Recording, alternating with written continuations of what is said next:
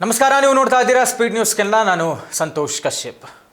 ರಾಜ್ಯ ಬಿಜೆಪಿ ಪಾಳೆಯದಲ್ಲಿ ಒಂದು ರೀತಿಯಲ್ಲಿ ಈಗ ಸಂಚಲನವೇ ಮೂಡಿರುವಂಥದ್ದು. ಯಾಕೆ ಅಂತ ಹೇಳಿದ್ರೆ, ರಾಜ್ಯಾಧ್ಯಕ್ಷರ ವಿಚಾರದಲ್ಲಿ ಎದ್ದಿರುವಂತಹ ಅಸಮಾಧಾನ. ಮುಂಚೆಯಿಂದಲೂ ಕೂಡ BY ವಿಜಯೇಂದ್ರ ಅವರು ರಾಜ್ಯಾಧ್ಯಕ್ಷರಾಗಿರುವಂಥದ್ದು, ಅವರ ಕಾರ್ಯವೈಖರಿಯನ್ನ ಖುದ್ದು ಬಿಜೆಪಿಯ ಶಾಸಕರುಗಳು ಪ್ರತಿರೋಧಿಸ್ತಾನೆ ಬಂದರು. ಬಹಳಷ್ಟು ಜನ ಬಿಜೆಪಿ ಶಾಸಕರಿಗೆ ಮಾಜಿ ಮುಖ್ಯಮಂತ್ರಿ BS ಯಡಿಯೂರಪ್ಪನವರ ಮಗ BY ವಿಜಯೇಂದ್ರ ಅವರು ರಾಜ್ಯಾಧ್ಯಕ್ಷರಾಗಿರುವಂಥದ್ದು, ಅವರು ಕೆಲಸ ಮಾಡ್ತಾ ಇರುವಂಥದ್ದು, ಅವರು ಸರಿಯಾದಂಥ ರೀತಿಯಲ್ಲಿ ಸಮರ್ಥವಾಗಿ ಪಕ್ಷವನ್ನು ಮುನ್ನಡೆಸ್ಕೊಂಡು ಹೋಗ್ತಾ ಇಲ್ಲ, ಹೀಗಾಗಿ ರಾಜ್ಯದಲ್ಲಿ ವಿಪಕ್ಷ ಸ್ಥಾನದಲ್ಲಿ ಪ್ರತಿಪಕ್ಷ ಸ್ಥಾನದಲ್ಲಿ ಕೂತಿರುವಂತಹ ಬಿಜೆಪಿ ಸ್ಟ್ರಾಂಗ್ ಆಗಿಲ್ಲ. ಒಂದೆಡೆ ವಿಪಕ್ಷ ನಾಯಕ R ಅಶೋಕ್ ವರ್ಸಸ್ ರಾಜ್ಯಾಧ್ಯಕ್ಷ BY ವಿಜಯೇಂದ್ರ ಅನ್ನುವಂಥ ರೀತಿಯಲ್ಲಿ ಆಗಿಬಿಟ್ಟಿದೆ. ಏನೋ ಸರಿಗಿಲ್ಲ. ಇದೆಲ್ಲಕ್ಕೂ ಪುಷ್ಟಿ ನೀಡಿದಂಥದ್ದು ಪ್ರತಿ ಬಾರಿಯೂ ಕೂಡ ವಿಜಯಪುರದ ಶಾಸಕ ಬಿಜೆಪಿಯಿಂದ ಉಚ್ಚಾಟಿತರಾಗಿರುವಂತಹ ಬಸನಗೌಡ ಪಾಟೀಲ್ ಯತ್ನಾಳ್ ಅವರ ಹೇಳಿಕೆಗಳು. ಅವರು ಪ್ರತಿ ಬಾರಿಯೂ ಕೂಡ ನಾನು ಅಪ್ಪ ಮಕ್ಕಳ ವಿರುದ್ಧವಾಗಿದ್ದೇನೆ, BY ವಿಜಯೇಂದ್ರ ಅವರು ಅಡ್ಜಸ್ಟ್ಮೆಂಟ್ ರಾಜಕಾರಣವನ್ನು ಮಾಡ್ತಾರೆ, ಇದು ಸರಿಯಿಲ್ಲ ಅಂತ ನೇರವಾಗಿ ಇವರು ಪ್ರತಿರೋಧವನ್ನು ವ್ಯಕ್ತಪಡಿಸ್ತಾ ಇದ್ರು. ಇದೇ ಕಾರಣಕ್ಕೆ ಬಿಜೆಪಿ ಹೈಕಮಾಂಡ್ ಒಂದು ನಿರ್ಧಾರವನ್ನು ತೆಗೆದುಕೊಂಡು ಬಸನಗೌಡ ಪಾಟೀಲ್ ಯತ್ನಾಳ್ ಅವರನ್ನ ಬಿಜೆಪಿಯಿಂದ ಉಚ್ಚಾಟನೆ ಮಾಡ್ತು. ಉಚ್ಚಾಟನೆ ಮಾಡಿದ್ರೂ ಕೂಡ ಯತ್ನಾಳ್ ಅವರು ಸುಮ್ಮನೆ ಕೂರಲಿಲ್ಲ. ಅವರು BY ವಿಜಯೇಂದ್ರ ವಿರುದ್ಧ ವಾಗ್ದಾಳಿನ ನಡೆಸ್ತಾನೆ ಇದ್ರು. ಈಗ ಎಲ್ಲೋ ಒಂದು ಕಡೆ ಅವರ ರಾಜ್ಯಾಧ್ಯಕ್ಷ ಅವಧಿ ಮುಗಿತಾ ಇರುವಂತಹ ಸಂದರ್ಭದಲ್ಲಿ ರಾಜ್ಯಾಧ್ಯಕ್ಷರನ್ನ ಬದಲಾವಣೆ ಮಾಡಲೇಬೇಕು ಅನ್ನುವಂಥದ್ದಕ್ಕೆ ಬೇಕಾದಷ್ಟು ಕೆಲಸಗಳು, ತಯಾರಿಗಳು ಬಿಜೆಪಿಯಲ್ಲೇ ನಡೀತಾ ಇದೆ ಅನ್ನುವಂಥದ್ದಕ್ಕೆ ಪುಷ್ಟಿ ಕೊಟ್ಟಂಥದ್ದು ಮಾಜಿ ಮುಖ್ಯಮಂತ್ರಿ DV ಸದಾನಂದ ಗೌಡ ಮಾತನಾಡಿರುವಂತಹ ಒಂದು ಆಡಿಯೋ ನಿನ್ನೆ ಹೊರಬಂತು. ಅದಾದ ಮೇಲೆ MLC ಎಲೆಕ್ಷನ್ನಲ್ಲಿ ಬಿಜೆಪಿ ಇಬ್ಬರು ಅಭ್ಯರ್ಥಿಗಳು ಗೆದ್ದಿದ್ರೂ ಕೂಡ ಕ್ರಾಸ್ ವೋಟಿಂಗ್ ಆಗಿದೆ.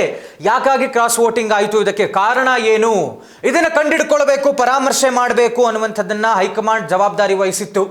ಹೀಗಾಗಿ ಇವರುಗಳು ಬಿಜೆಪಿಯವರು ಧರ್ಮಸ್ಥಳದಲ್ಲಿ ಒಂದು ಶಾಸಕಾಂಗ ಪಕ್ಷದ ಸಭೆ CLP ಸಭೆಯನ್ನು ಮಾಡಿ ಅಲ್ಲಿ ಆಣೆ ಪ್ರಮಾಣವನ್ನು ಮಾಡಿಸಿ ನಾವು ಕಂಡುಹಿಡ್ಕೊಳ್ತೇವೆ ಅನ್ನುವಂಥ ಡ್ರಾಮಾ ಮಾಡೋದಕ್ಕೆ ಹೊರಟರು.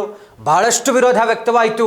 ಧಾರ್ಮಿಕ ನಂಬಿಕೆ ಇರುವಂತಹ ಕ್ಷೇತ್ರದಲ್ಲಿ ಹೋಗಿ ಕ್ಷೇತ್ರಕ್ಕೆ ಕಳಂಕ ತರೋದಕ್ಕೆ ನೀವುಗಳು ರಾಜಕಾರಣವನ್ನು ಧರ್ಮಸ್ಥಳದಲ್ಲಿ ಮಾಡ್ತೀರಾ ಅನ್ನುವಂಥ ಪ್ರತಿರೋಧ ವ್ಯಕ್ತವಾದಂಥ ಹಿನ್ನೆಲೆಯಲ್ಲಿ ಇವರುಗಳ ಆಣೆ ಪ್ರಮಾಣವನ್ನು ಕೈಬಿಟ್ಟರು. ಆದರೆ CLP ಸಭೆಯನ್ನು ಧರ್ಮಸ್ಥಳದಲ್ಲೇ ಮಾಡ್ತೇವೆ ಅನ್ನುವಂಥ ನಿರ್ಧಾರಕ್ಕೆ ಬಂದರು ಬಿಜೆಪಿಯವರು.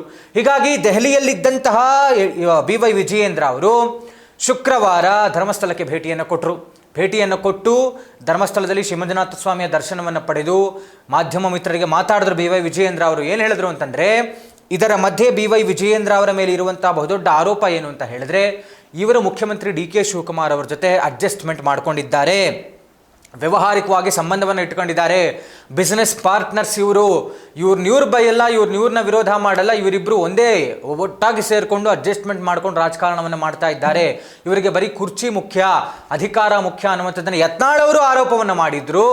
BY ವಿಜಯೇಂದ್ರ ಅವರ ಮೇಲೆ ಬರ್ತಾ ಇದ್ದಂಥ ಬಹುದೊಡ್ಡ ಆರೋಪ ಅಂತ ಹೇಳಿದ್ರೆ ಗಂಭೀರವಾದ ಆರೋಪ ಇದೇನೆ. ಹೀಗಾಗಿ ಇದಕ್ಕೆ ಕ್ಲಾರಿಫಿಕೇಶನ್ ಕೊಡುವಂತಹ ಕೆಲಸವನ್ನು BY ವಿಜಯೇಂದ್ರ ಮಾಡಿದ್ರು. ಧರ್ಮಸ್ಥಳದಲ್ಲಿ ಮಾತನಾಡಿ, ನನಗೆ DK ಶಿವಕುಮಾರ್ ಅವರ ಜೊತೆಗೆ ಯಾವುದೇ ಥರದ ವ್ಯವಹಾರಿಕ ಸಂಬಂಧ ಇಲ್ಲ, ನಾನು ಅವ್ರ ಜೊತೆಗೆ ಅಡ್ಜಸ್ಟ್ಮೆಂಟ್ ಪಾಲಿಟಿಕ್ಸ್ ಮಾಡ್ತಾ ಇಲ್ಲ, ಅಡ್ಜಸ್ಟ್ಮೆಂಟ್ ರಾಜಕಾರಣವನ್ನು ಮಾಡ್ತಾ ಇಲ್ಲ. ಅವರು KPCC ಅಧ್ಯಕ್ಷರಾಗಿದ್ದಾಗ ಅವರಿಗೆ ಯಾವ ರೀತಿಯಾದಂಥ ಒಂದು ಗೌರವವನ್ನು ಕೊಡಬೇಕು ಅದನ್ನು ಕೊಟ್ಟಿದ್ದೇನೆಯೇ ಹೊರತು, ಗೌರವವನ್ನು ಕೊಟ್ಟು ಮಾತನಾಡಿದ್ದೇನೆಯೇ ಹೊರತು, ನಾನು ಯಾವುದೇ ಥರದ ರಾಜಕಾರಣವನ್ನು, ಅಡ್ಜಸ್ಟ್ಮೆಂಟನ್ನು, ಬಿಸ್ನೆಸ್ಸನ್ನು DK ಶಿವಕುಮಾರ್ ಅವ್ರ ಜೊತೆ ಮಾಡ್ತಾ ಇಲ್ಲ. ನಾನು ಸುಮ್ಮನೆ ನನ್ನ ಮೇಲೆ ಆರೋಪವನ್ನು ಮಾಡ್ತಾ ಇದ್ದಾರೆ, ನನ್ನನ್ನು ಕೆಳಗಿಳಿಸಬೇಕು ಅಂತ ಬೇಕಾದಷ್ಟು ತಯಾರಿ ಕೂಡ ನಡೀತಾ ಇರುವಂಥದ್ದು ನನಗೆ ಗೊತ್ತಿದೆ ಅಂತ ಎಲ್ಲ ಮಾತುಗಳನ್ನು ಧರ್ಮಸ್ಥಳದಲ್ಲಿ BY ವಿಜಯೇಂದ್ರ ಅವರು ಮಾತಾಡಿದ್ದಾರೆ. ಅಂದರೆ ಅವ್ರಿಗೂ ಕೂಡ ಗೊತ್ತಾಗಿದೆ ನನ್ನ ವಿರುದ್ಧ ಅಸಮಾಧಾನ ಇದೆ ಬಿಜೆಪಿ ಪಾಳೆಯದಲ್ಲಿ, ಏನೋ ಒಂದು ಸರಿಗಿಲ್ಲ, ಎಲ್ಲರನ್ನು ವಿಶ್ವಾಸಕ್ಕೆ ತಗೊಳ್ಬೇಕು, ನಾನು ಒಂದಾಗಿ ಎಲ್ಲರೂ ಒಟ್ಟಾಗಿ ಸೇರಿ ಹೋದ್ರೇ ಬಿಜೆಪಿ ಪಕ್ಷ ಮತ್ತೆ 2028ರಲ್ಲಿ ಅಧಿಕಾರಕ್ಕೆ ಬರೋದಕ್ಕೆ ಸಾಧ್ಯ, ಇಲ್ಲದಿದ್ದರೆ ಅಧಿಕಾರಕ್ಕೆ ಬರೋದಕ್ಕಾಗಲ್ಲ, ಇದು ನನ್ನ ವೈಫಲ್ಯ ಆಗಿಬಿಡುತ್ತೆ, ಇದು ಹೈಕಮಾಂಡ್ ಗಮನಕ್ಕೆ ಬಂದರೆ ಹೈಕಮಾಂಡ್ ಸುಮ್ಮನೆ ಇದ್ದು ಬಿಡ್ತಾರ, ಹಾಗಾದರೆ ಇಫ್ ಇನ್ ಕೇಸ್ ನನ್ನನ್ನು ಇಳಿಸುವಂತಹ ಕೆಲಸ ಆದರೆ ಮುಂದಿನ ನನ್ನ ನಡೆ ಏನಾಗಿರಬೇಕು, ಮುಂದಿನ ದಿನಗಳಲ್ಲಿ ನಾನು ಯಾವ ರೀತಿ ಕೆಲಸವನ್ನು ಮಾಡಬೇಕು, ಇದೆಲ್ಲವೂ ಕೂಡ BY ವಿಜಯೇಂದ್ರ ಅವರಿಗೆ ಅರ್ಥ ಆದಂತೆ ಕಾಣಿಸ್ತಾ ಇದೆ. ಹೀಗಾಗಿ ಅವರೆಲ್ಲೋ ಒಂದು ಕಡೆ ಈ ಸಂದರ್ಭದಲ್ಲೇ ಎಚ್ಚೆತ್ತುಕೊಂಡು ಎಚ್ಚರಿಕೆ ಹೆಜ್ಜೆಯನ್ನಿಟ್ಟರೆ BY ವಿಜಯೇಂದ್ರ ಅವರಿಗೆ ಮುಂದಿನ ದಿನಗಳಲ್ಲಿ ಒಳ್ಳೊಳ್ಳೆ ಅವಕಾಶ ಇದೆ ಅನ್ನುವಂಥದ್ದನ್ನು ಹೇಳಬಹುದು. ಇದಾಗಿತ್ತು ಇವತ್ತಿನ ವಿಶೇಷ. ನೋಡ್ತಾ ಇರಿ ಸ್ಪೀಡ್ ನ್ಯೂಸ್ ಕನ್ನಡ, ಸುದ್ದಿ ನಿಮ್ಮದು, ವೇಗ ನಮ್ಮದು.